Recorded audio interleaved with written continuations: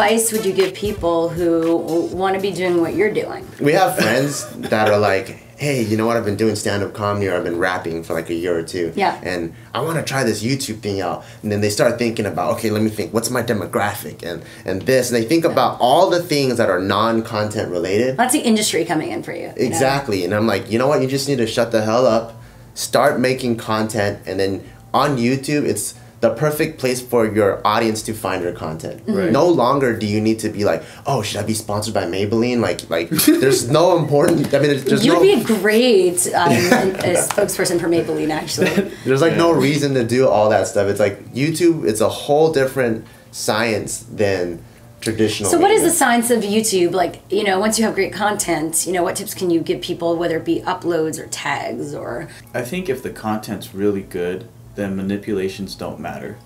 I mean, for example, Jenna Marbles, right? She doesn't have the greatest camera equipment. She said that she uses her laptop camera, right? And all she does is vlog and talks about things that she perceives, right?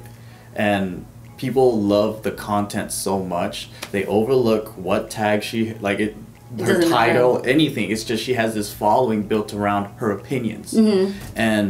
And on YouTube, what matters is basically the content and how honest you are in producing it and how you're able to connect with like-minded individuals. That's pretty much what it is.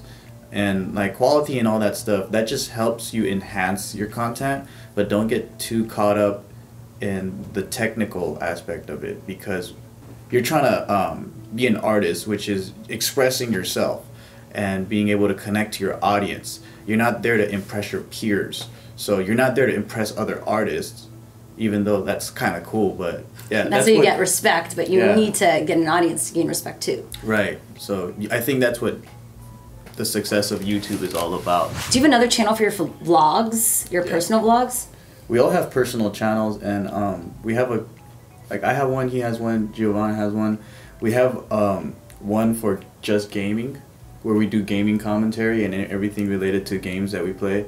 And we have one called Just Kidding Party, which is the behind the scenes, the bloopers, and everything that goes on during the shoots and stuff for Just Kidding Films. So how important is creating all those other channels to building your community? I think it's really important because Just Kidding Films is our main content that we create.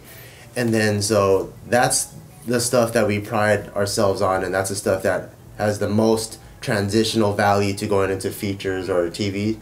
But then Just Kidding Party, it's kind of like showing you the operation or like the clockwork of Just Kidding Films. So in addition to showing behind the scenes or like director's commentary, we'll show you random stuff that we do, or us being on other people's sets, or we've done food challenges where we all eat cinnamon or something. Oh, I did that.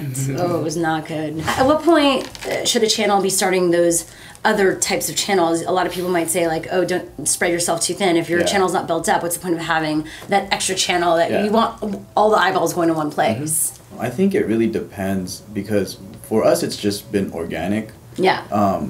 But I know some people, they've planned really early to separate it because they didn't want to mix like the daily vlogs where they go out and just hang out. Yeah, it's like the raw, uncut stuff, Yeah, and then with their like music or something. And they did that really early in their careers. But I think if they just opened up their account, don't go opening up 5 accounts, you know.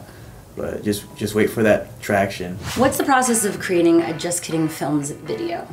It usually starts in this room, actually. I feel the creativity. It's oozing from the walls. Like me and Joe, we're the main like idea concept creators. Yeah. So we'll write, and then we'll have a meeting where like I wrote something, but I feel like it's not that funny. Can you add some of your funny into it? And then we'll have our director come in, and he kind of like smoothes it all out. Once it's like a polished script, we have our producing team. They go out and produce it. We film it, edit it, and then we all watch it to kind of give our little critiques.